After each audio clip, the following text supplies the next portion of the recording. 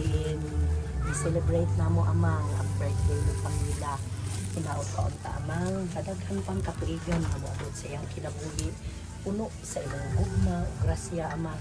Salamat, salamat, salamat sa mga grasya na imong ipaabot kanamong tanan, dili lang kang Camila ug sa iyang pamilya amang. Punaan kami sa inyong gugma, punaan kami sa inyong mga grasya, na mga dayaon amang, kaya kasayod kami. Ikaw gayon ang aming tinugdan, ikaw gayon ang aming sandigan, sa tanang oras, sa tanang panahon. Salamat o Diyos, kaning among panagtukop, nasayod kami, na ikaw nagpataliwala ka namo.